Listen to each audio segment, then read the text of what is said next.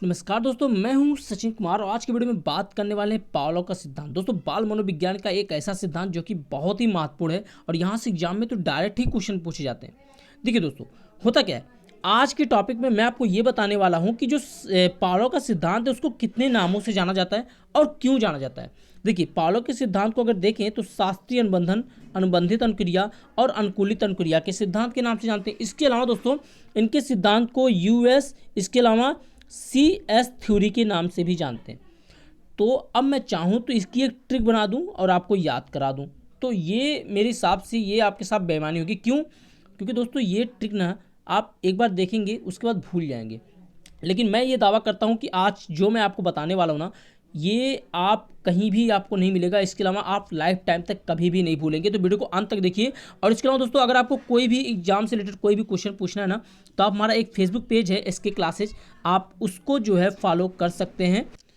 तो आप यहाँ पे आप इसको फॉलो कर सकते हैं। ये हमारा SK क्लासेस फेसबुक पेज है, ठीक है दोस्तों। यहाँ पे आप कोई भी क्वेरी करेंगे तो आपको सारा रिस्पॉन्स मिलेगा, ठीक है। चलिए आगे बढ़ते हैं। तो देखिए दोस्तों, सबसे पहली चीज़ तो मैं आपको ये बता दूं कि ये जो थ्योरी इन्होंने पढ़ाई, इसका उपयोग कहाँ होता है या फिर ये हमें सिखाना क्या चाहते थे। ये एक्चुअली में ये बताना चाहते थे कि अगर मान लीजिए कोई टीचर है, अध्यापक है, और उसके सामने कोई मंद बुद्धि का बालक है, तो वो अध्यापक उसको सिखाएगा कैसे, कैसे सिखाएगा।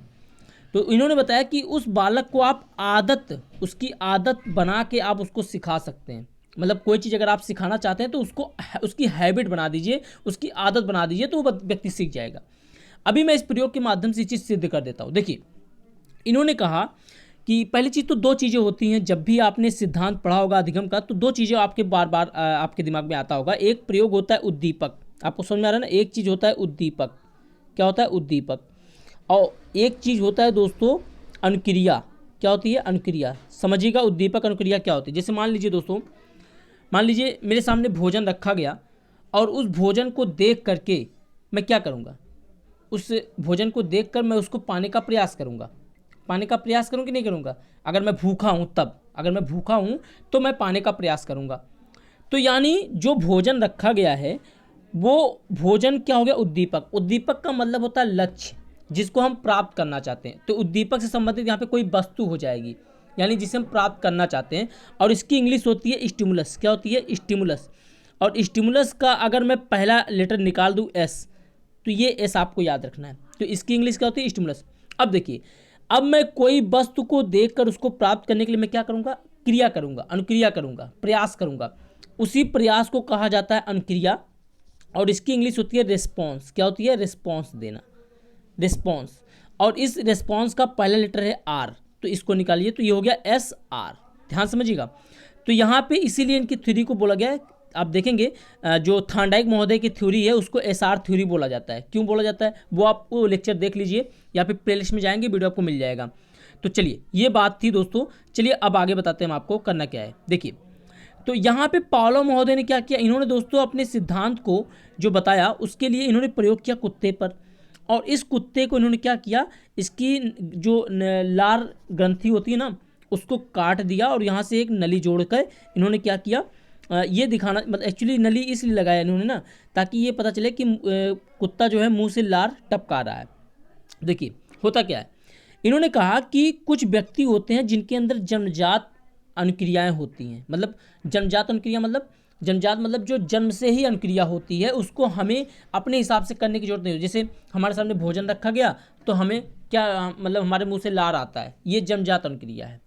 जैसे मान लीजिए गर्मी हुई तो हमारे शरीर से पसीना निकलता है, तो ये जन्मजात अनुक्रिया है।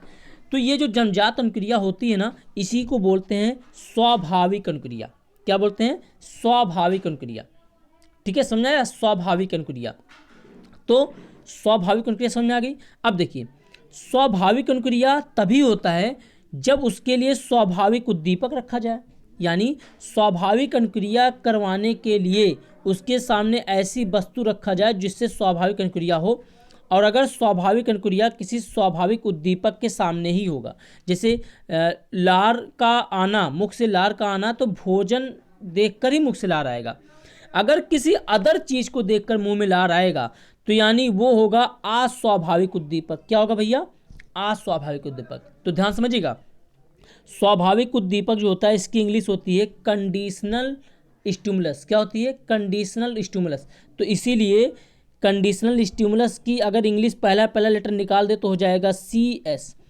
और अगर अस्वाभाविक उद्दीपक के प्रति स्वाभाविक अनुक्रिया होता है तो इसकी इंग्लिश होती है इसकी इंग्लिश क्या होती है? US। क्या होती है? US, यानी अनकंडीशनल स्टिमुलस। तो US। तो देखिए इन्होंने इस कुत्ते पर कंडीशनल स्टिमुलस और अनकंडीशनल स्टिमुलस यानी स्वाभाविक और अस्वाभाविक दोनों प्रकार के उद्दीपक को रखते हैं। कैसे? देखिए ये क्या करते हैं, तो देखिए दोस्तों होता क्या है, इस कुत्ते के सामने ये क्या करते हैं भैया, इस कुत्ते के सामने ये भोजन रखते हैं और जैसे ही भोजन, यानी भोजन क्या है? ये स्वाभाविक उद्दीपक है, स्वाभाविक उद्दीपक। तो यानी इस भोजन को देखते ही कुत्ते के मुंह से लार आता है, यानी स्वाभाविक उद्दीपक को देखकर कुत्ते के मुंह से स्वाभाविक अनुक्रिया होती है। यानी स्वाभाविक उद्दीपक का मतलब हो गया CS का मतलब कंडीशनल स्टिमुलस। इसकी इंग्लिश होती है स्वाभाविक उद्दीपक की कंडीशनल स्टिमुलस। तो स्वाभाविक उद्दीपक को देखकर कुत्ते के मुंह में स्वाभाविक अनुक्रिया होती है, यानी लार का आना स्वाभाविक अनुक्रिया है।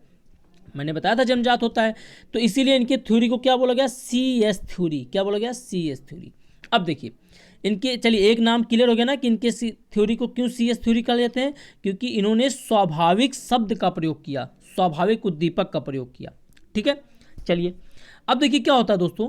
अब इन्होंने एक प्रयोग और करना शुरू कर दिया।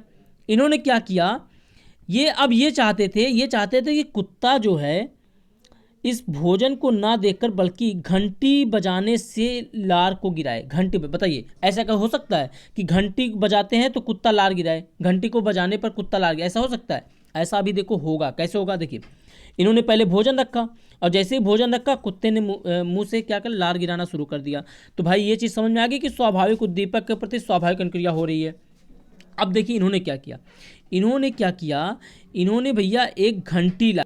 अब देखिए ये क्या करते भैया, ये इसके सामने देखिए सबसे पहले तो ये घंटी बजाते। क्या बजाते? घंटी बजाते। अब ये घंटी बजाते तो जैसे ही इन्होंने घंटी बजाया, तुरंत घंटी बजाने के मतलब 1 या 2 सेकंड बाद तुरंत ये क्या करते? घंटी बजाने के 1 या 2 सेकंड बाद इन्होंने क्या किया, इन्होंने तुरंत ये भोजन को रखा, इस भोजन को रखा। यानी पहले घंटी बजाया, तुरंत 2 सेकंड बाद इस भोजन को रखा और तुरंत कुत्ता जो है किसको देखता? भोजन को देखता, तो मुंह में उसकी लार आ जाता। यानी पहले घंटी बजाई और फिर उन्होंने क्या किया? भोजन को रख दिया। तो घंटी बजाने के 2 या 3 सेकंड बाद ये भोजन को रखते हैं और तो कुत्ता भोजन को देखकर मुंह में लार गिराता। फिर उन्होंने ऐसा बार बार रिपीट किया। अब कुत्ते को ये लगा कि भोजन भैया तभी आता है जब घंटी बजती है।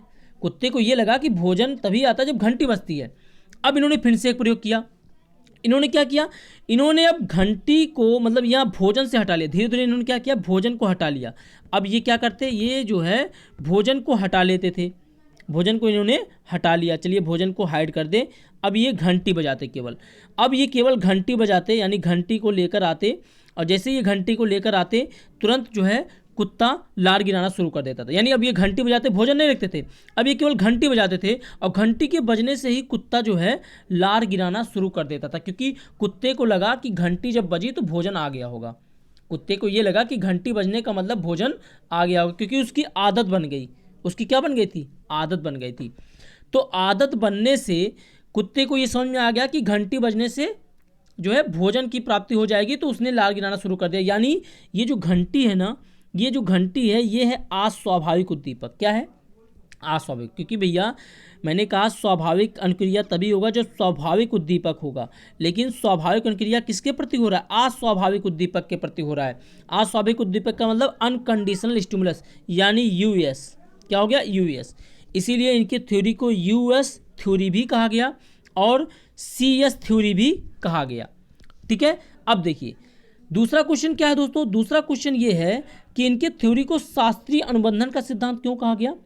तो शास्त्रीय अनुबंधन का सिद्धांत इसलिए कहा गया क्योंकि इन्होंने अपने प्रयोग में पहली बार किसी वाद यंत्र का प्रयोग किया। मतलब कोई मनोवैज्ञानिक ऐसा था जिसने अपने प्रयोग में वाद यंत्र का प्रयोग किया था, वाद यंत्र। अब आप सोचिए, शास्त्रीय वर्ड जब आपके दिमाग में आता है तो आपके दिमाग में क्या आता है, शास्त्रीय का मतलब आपको समझ में आ जाता है कि पंडित से संबंधित है, मंदिर से संबंधित है, तुरंत आपके दिमाग में आ जाता है ना। शास्त्री का मतलब ही आपके दिमाग तुरंत आ जाएगा, मंदिर आपके दिमाग में गूंजने लगता है, धर्म से संबंधित, यानी मंदिर, पूजा पाठ, ये सब गूंजने लगता है। तो इसीलिए इन्होंने चूंकि अपने कोई किसी मनोवैज्ञानिक ने अपने सिद्धांत में पहली बार किसी वाद्य यंत्र का प्रयोग किया था, इसीलिए इनके सिद्धांत को शास्त्रीय अनुबंधन का सिद्धांत बोला गया। अब देखिए क्या हुआ, दूसरा होता है अनुबंधित अनुक्रिया का सिद्धांत। इनके सिद्धांत को क्यों कहा गया, तो भैया इसलिए कहा गया क्योंकि जब ये कुत्ते को, देखिए 1 मिनट में आपको बता रहा हूं, देखिए तो अनुबंधित अनुक्रिया इनको क्यों कहा गया जानते हो, इसलिए कहा गया भैया क्योंकि कुत्ते का अस्वाभाविक उद्दीपक के प्रति, अस्वाभाविक उद्दीपक क्या, घंटी, कुत्ते का अस्वाभाविक उद्दीपक के प्रति स्वाभाविक अनुक्रिया करना, यानी स्वाभाविक अनुक्रिया का अस्वाभाविक उद्दीपक के प्रति अनुकूलन हो जाना, ये इसके प्रति अनुकूलन हो जाना। तो अनुकूलन का मतलब जब ये हो गया, अनुकूलन हो गया, तो ये पूरी तरह से इससे क्या हो गया, एक बॉन्ड बन गया, यानी अनुबंधित हो गया। तो अस्वाभाविक उद्दीपक के प्रति स्वाभाविक अनुक्रिया का अनुबंधन बन जाता है, जिसकी वजह से इसको अनुबंधित अनुक्रिया कहते हैं। ध्यान समझिए फिर से मैं क्या कह रहा हूं, कुत्ते का जो स्वाभाविक अनुक्रिया है ये अस्वाभाविक उद्दीपक के प्रति अनुबंधित हो जाता है, अस्वाभाविक यानी घंटी के प्रति इसका अनुबंधन हो गया, अनुबंधन, तो इसीलिए इसको अनुबंधित अनुक्रिया भी कहते हैं। अब क्वेश्चन उठता है कि अनुकूलित अनुक्रिया क्यों कहते हैं। अनुकूलित अनुक्रिया इसलिए कहते हैं क्योंकि भैया